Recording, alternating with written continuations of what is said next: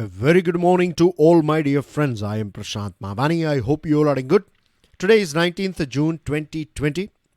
And dear friends, I would like to start today's discussion with a smile. A smile is a curve that sets everything straight. One of the most interesting quote I have ever came across. With this, dear friends, StudyIQ team has designed a smart course. So this smart course is for Civil Services Examination. It covers both your pre and mains examination. And to find out more about it, all you have to do is download our mobile application. Till 20th June 2020, EMI offer is also available, so make the most out of it. You can download the PDF of today's lecture from my Telegram channel. You can follow me on Facebook. Please make sure that you share this lecture with other students. Hit the like button if you have learned something from today's discussion, and don't forget to subscribe to our YouTube channel. So, dear friends, on our table we have 5 important articles. The first 4 are from the Hindu. This one is from Times of India. The first one is about USA and Germany's relationship. It's about America First policy. Second one is about United Nations Security Council and India. Third one is about taxes on fuel. Then we are going to talk about mediation, plus and minus or pros and cons of digital mediation. And the last one is about transparency in our hospitals, and it's about this Li Wenliang. I'm sure you are aware about this name. He was the doctor from Wuhan who passed away in coronavirus, and he was the first whistleblower in China to tell the whole world about this coronavirus thing. He was talking with his friends on that online platform, and anyway, we'll talk about it as we reach there. So the first one is Trump's America First policy intensifies in an election year. First of all, let us locate Germany. On your screen, you can see Germany, right? I'm going to zoom it up for you guys here. So this is Berlin, the capital of Germany. It is a very famous country. Of course, you know it that it is in Europe. And on northwest side, you have this North Sea. Northeast side, you have Baltic Sea here. There are so many countries that share land boundary with Germany. I'm not going to tell you the names of those countries because this is your first question. Give me the name of those nations that share land boundary with Germany. Stick your answer in the comment section. Okay, so Germany is technologically one of the most powerful country in Europe. One of the biggest economy of Europe is Germany. Quite famous in our country as well, right? BMW, Audi, Mercedes, and there are other German companies that are famous in our country. Indian students normally they visit Germany for mechanical engineering. I'm sure you are aware about this thing. Sanskrit is getting quite famous in Germany, etc., etc. But here we are going to focus on Germany and USA's relationship. So Mr. Trump has decided that he is going to draw down troops from Germany. There are some 9,500 American defense personnel in Europe. 9,500. And out of this 9,500, 2,375 soldiers or troops are in Germany. This setup was done keeping in mind this Cold War necessity. At that point of time, USSR, Soviet Union, was expanding its horizons. So to stop or to defend this Western world or this democratic nations, right? This setup was created, and USA, they have some military base in 150 locations on this planet, right? 150, roughly speaking. I'm not sure about the exact figure, but as far as I know, 149 or 150 military bases are there in different parts of the world, right? They belong to USA.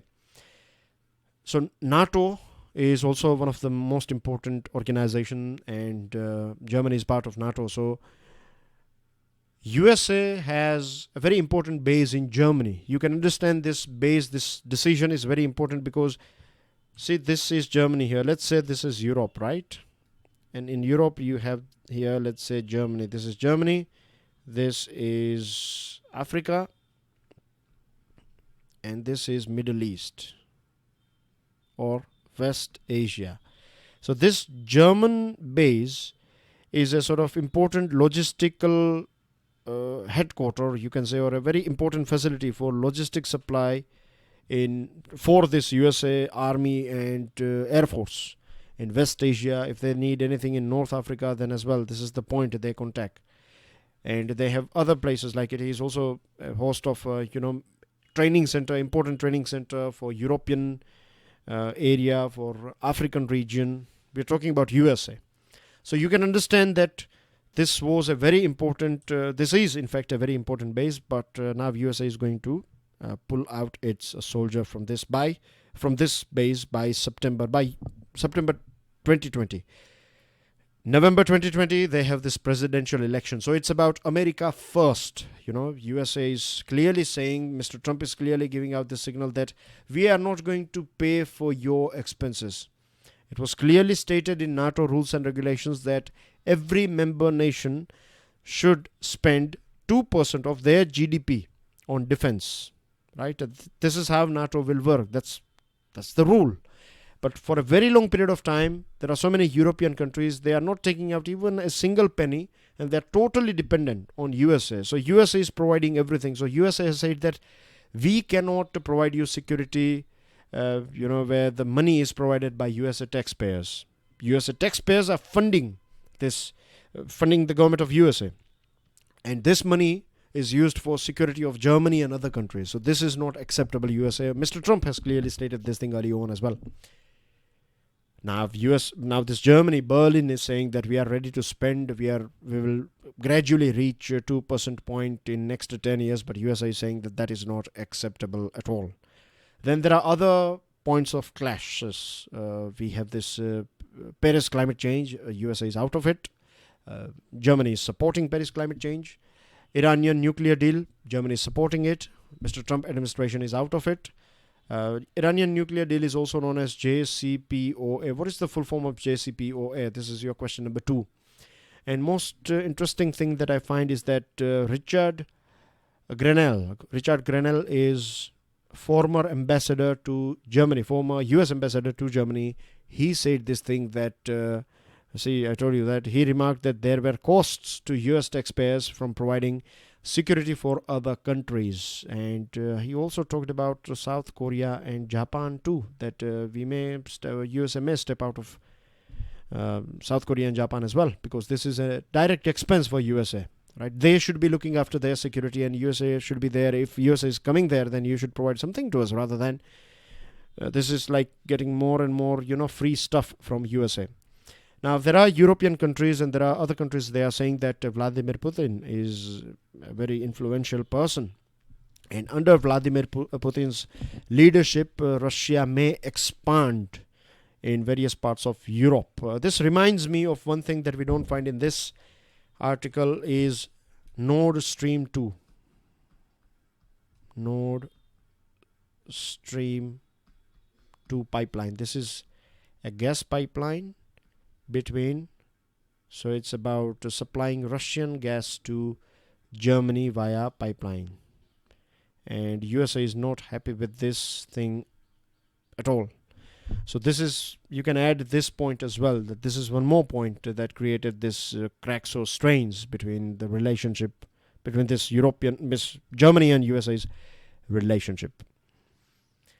Poland is a country that may benefit out of this cracks in this bilateral relationship between Germany and USA, because Poland is spending 2% of its GDP after defense. Poland is not that far from Russia. I think they share a border as well, as far as I know. So, and if you go back in the history, then it was attacked, isn't it? Poland is located in such a place that in this European war, they don't share border with. They share a tiny border with Russia. There is a small part of very small tiny part of Russia in Europe, in the north side of Poland.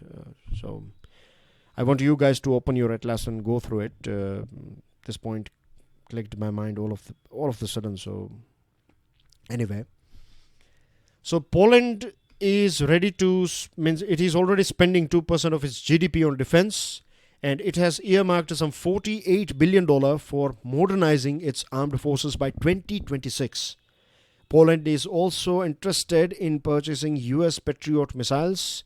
It has expressed interest in the F-35 fighter jets. So you can see here pull and push factors, right? Pull factors. When I say pull, I'm talking about USA pulling towards, means Poland, right? Poland will pull USA by showing its interest and by purchasing this expensive items from USA, F-35 and this Patriot missiles. At the same time, push factor is that it is also, again, pull factor is that 2% of GDP it is ready to contribute in NATO. So Germany base can be shifted in Poland, and push factor is, of course, Germany not playing that active role. Germany is a bit shy in projecting or being or acting as a strategic power. So these are some push factors here. Moving on to next item at the high table. First of all, I would like to start with this news item here. UNSC, United Nations Security Council, non-permanent membership election took place in UN Assembly. I'm going to throw some more light on this thing, but before that, I want you guys to understand this thing, that when it comes to United Nations Security Council, there are 15 members, right? After this 15 members, you have P5, that is permanent 5 members, and then you have this 10 non-permanent members. I hope these things are clear to you. When it comes to P5, you have 5 countries. You have USA, of course, UK, France, Russia, and China. These are 5 nations. They have this. They are part of this permanent seats, and they have a very important thing called veto power. I'm sure you know what is the meaning of veto power, so I'm not going into much details about what veto power is all about, right? So this is how UNSC is. UNSC is outdated, of course. It needs reforms, and if you observe this P5 members, USA, UK, France, Russia, China, then one thing is clear, that these nations were part of Second World War, and this whole UN and UNSC and everything is a product that came into being after Second World War. So these nations were the most powerful at that point of time. Today things are a bit different. Like UK, I cannot say UK is one of the most powerful nation at present. UK was, but at present it is not. US as well, it is getting like, it's more like an old lion. China getting more stronger. France, I would say 50-50. Russia, again, economical issues. Defense-wise, yes. Economically, not that strong. Getting there slowly, I can say. But anyway, not going too much into details of all these things, or else we will not have time for discussing other items. So, basically, the news item is that now we are part of this non-permanent membership. There was one election, and it is so kind of Afghanistan stepped aside so that India can take part in it, and India got elected unopposed, and India is very thankful to Afghanistan government's decision that Afghanistan led India, that you go ahead. If we become part of it, then we cannot throw that much weight, but if you become, then we know that you will do something good for us as well. So this indicates the trust between Afghanistan and Indian government. Indian government has earlier said as well that these are the 5 visions, right? 5S: Sanman, Samvad, Sahyog, Shanti, and Samriddhi. These are the 5 things that these are 5 you can say points, or these are the main you can say ideas that India will try to add in this UNSC. This is a significant diplomatic victory for our country, of course. This whole election takes place, it's done by secret ballot, and it takes place in UN General Assembly. Very important point here, because I think this is part of this current affairs, this whole issue. So, not issue, but this whole event. So, there are chances that they can ask you a question in your prelims examination about some technical things. So, for UNSC non-permanent membership, elections will take place. Which place? General Assembly. How many votes do you need to win? 2/3. Remember, 2/3, right? Very important information. General Assembly and 2/3. India secured 184 votes. Mexico, Norway, Ireland are also part of this non-permanent membership. They were, selected from various different zones. So India was selected from Asia Pacific zone, right? India was the only country that was part of this Asia Pacific candidature. Now, India will try to, push UN peace keeping mission, and India led comprehensive convention on international terrorism. These are the things that India will bring on table. India will bring its expertise, its understanding about global issues, etc. on table. India will also act as a voice of the weaker nations at United Nations Security Council. And India has said this thing earlier on as well, that United Nations Security Council doesn't reflect realities of 21st century. So we need to reform UNSC, United Nations, etc. And there are other international bodies that requires serious upgradation. So India will push for it. But yesterday we were talking about one important thing, right? That it's not going to be leapfrog. It's going to be small, tiny, you have to keep on working a little bit every single day. And a time will come that we'll see that we have reached here. So this is how it will work. You cannot, like India becoming part of UN non-permanent membership does not mean that changes will start taking place from tomorrow. Fleecing fuel user. From last 12, in just 12 straight days, India's state-owned oil marketing companies have raised the retail prices of petrol in last 12 days 6.55 rupees and diesel 7.04 rupees. At the same time, we find that Brent crude oil features or its price has dropped at global market. So why government is increasing the price? Of course, for government, this is a very easy source of revenue. It's like milking revenue. Few days ago, I was discussing Dr. Bharat Junjunwala's article in Daily Financial News Analysis. It was about our economy. And the last portion of that article was that the best thing as per that article or that Mr. Junjunwala is that what you can do is, rather than government borrowing money as a loan and then paying interest on it, it is best as per that article to increase fuel price. Right? You don't have to borrow. Second thing is, it's going to be a bit expensive for those people who travel too much. Right? But for generally speaking Indian people, right, it's going to be okay. Of course, there will be a sort of increase in their expense. Household consumption will go up, so that is a risk.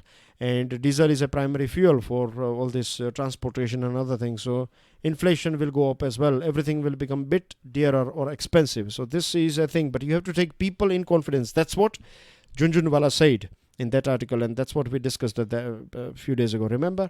Now, the thing is, dear friends, read this paragraph here. The build-up data shows the excise duty levied by the centre and VAT collected by the Delhi government together constituted two-thirds the 76.73 rupees pump price of petrol as on 16th June.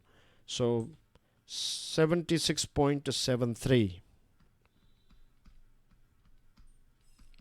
into 2 by 3. If you do the mathematics, you will reach to this figure 51.15. I did calculation, so I know 51.15.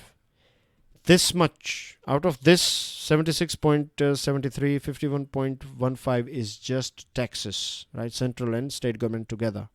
So you can imagine petrol price at present is somewhere around 24-25 rupees, but if you add taxes, then it will become 76.73.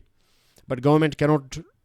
I think government, they don't have any option, right? They have this only thing in their hand is to get as much as revenue as possible. But it has to be very careful. When things will become dearer or expensive, it will hinder consumption. Early on, if you used to buy something, let's say 2 unit for 100 rupees, just a rough example, 2 unit for 100 rupees. If this unit price will go up, let's say if unit price becomes 75, 1 unit 75, then you will think about, rather than buying 2 and spending 150, you will just buy 1, and you will buy the second one when you think you need that second item, or second unit. So your consumption will go down when you consume less, when consumers consume less, or when they purchase less quantity is produced, and this will impact the whole supply chain. So I hope things are clear to you. Moving on to next item. Mediation is becoming very famous nowadays. On your screen you can see this picture of court, and I'm sure we have seen this court drama scene in various different movies as well. So we know how it works, isn't it? Justice must not only seem to be done, but judges must also be seen while they are engaged in the task of doing it. That's what open courts are all about. Barring few cases like rape cases and other sensitive cases, you can attend any court proceeding as far as you follow court rules and regulations or decorum, right? If your mobile phones is switched off and other things are there that you cannot stand up and shout and etc. So there are, if you follow do's and don'ts, then you can take part in any court proceeding, generally speaking. So that's what open court transparency is all about. Now, mediation is getting more and more famous, particularly in this lockdown, this COVID-19 lockdown-led world. Mediation is the polar opposite of the court process. Court process is more about being open and everyone can see it and things like that. When it comes to mediation, mediation's core is confidentiality, right? Confidential discussion between mediators and the parties. So you and let's say this is A and this is B, if case is going on or issues going on between these two, A and B. So they will come to a place, right, on a table, accompanied by their lawyers, and they can have a mediation or discussion to find a middle ground or a sort of way out of this issue that they are facing.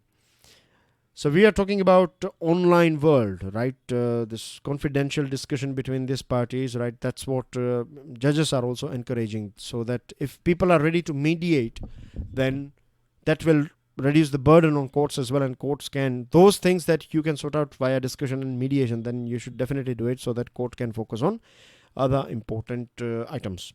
Now, many times we have observed this thing that when you have some family issue, family business issue, or family like marital issues, like we find physical violence as well, means it will reach to that boiling point. But now we have this COVID-19 led lockdown in various different parts of the world, and so we have this online mediation facility available. So many things are going online, as we know, right? This bail, plea, and other things. So we are talking about this online digital courts few weeks ago. Remember the benefits of online courts? If you are new to it, then think about it. What are the benefits of online courts? This is a task for all those new students. If this is your first day, then I want you to think about it, right? Okay. Online mediation will enable the mediator and the parties to assemble together, each on their computer screens, perhaps hundreds of miles away. You'd be in USA, you'd be in UAE, you'd be in different part of India. Doesn't matter. You can join if you have a computer screen or maybe mobile phone or computer screen, then you can join this online mediation platform. No issue of violence. Then if you want to have a private discussion with your lawyer or someone, then you can do that thing with the click of a button. You can mute other people who are part of it, and then you can have a private discussion and things like that. So these facilities are quite common nowadays, isn't it? The problem is confidentiality. What will happen with confidentiality? Someone may record your entire hearing. So that is a thing. So we need to sort that thing out. The second thing is technical glitches. And the third thing is, what about underprivileged people? What about the poor people? If they are not aware about this, they know mediation, but if they don't know anything about online communication, then it will be very difficult. Who will provide them setup and things? So that's a question. So these are few things that we need to sort out. So this will become more inclusive.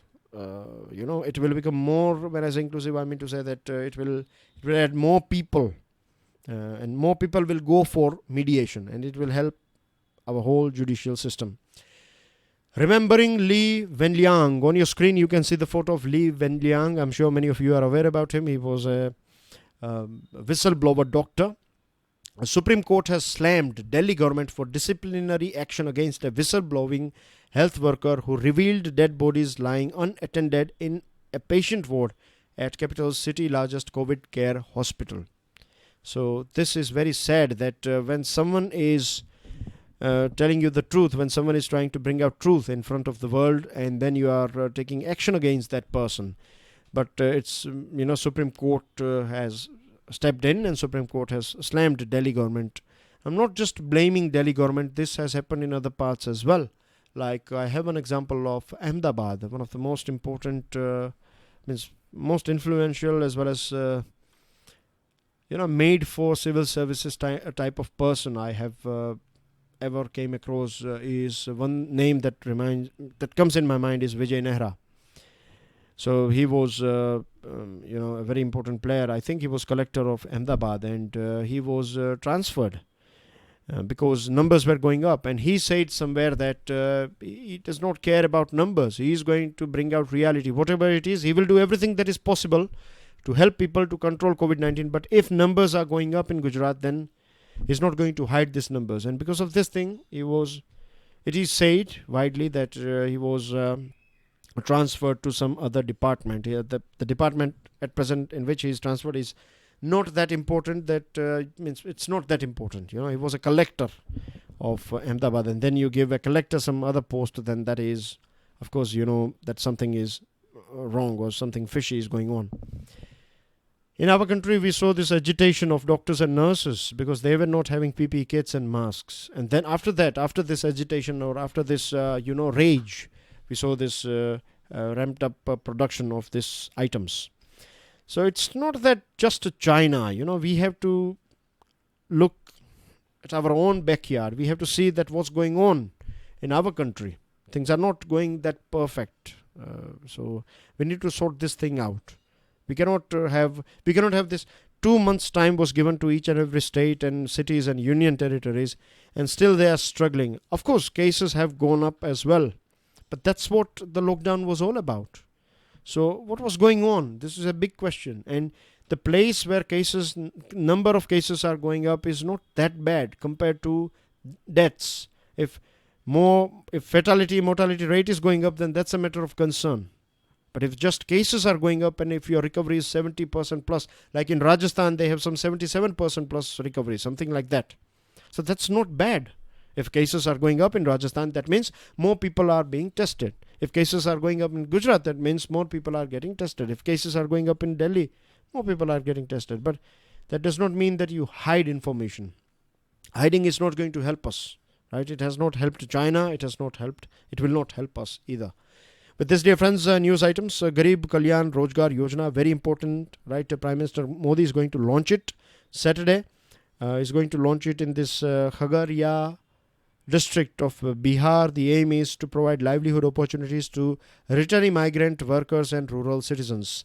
Pradhan Mantri Garib Kalyan Rozgar Yojana his layout is 50,000 crore rupees. It will cover 116 districts of 6 states: Bihar, Jharkhand, Uttar Pradesh, Madhya Pradesh, Odisha and Rajasthan. Very important information, right? Go through it again and again. You may find a question on this Yojana in your prelims examination. Then you have this thing. Finance Minister has said that 25 different types of work will be provided, and 25 schemes are aligned to make this one Garib Kalyan Rozgar. Auction of 41 coal mines. You have some interesting facts here. India is a nation with the world's 4th largest reserve of coal. India should be world's biggest exporter of coal, considering size of reserve. But we are second largest producer and second largest coal importer. So that's a sad thing. We need to ramp up our production. 41 coal mines will be commercially auctioned, and this will bring competition, capital, participation, technology of private players, and reforms in this coal sector will help Eastern and Central Indian tribal belt people. For them, it will be job opportunities and so many other things. Indian Army has clarified that no Indian troops are missing. Dedicated Freight Corridor Corporation of India has cancelled contract with the Chinese company. Rapid antigen COVID-19 test kit will be provided. 6 lakh rapid antigen COVID-19 test kit will be provided in Delhi in 169 new facilities. IIT Kanpur is going to produce 25,000 N95 and N99 grade mask. Municipal Corporation of Greater Mumbai has created this app called Air Ventilator or Air Venti. It is about real-time upgrade. Vande Bharat mission has brought back 250,000 Indians, and Road Transport Minister has said that in next 5 years India will be hub of EVs. And that's everything. That's everything in today's discussion. Thank you very much for watching this video. God bless you all. Jai Hind.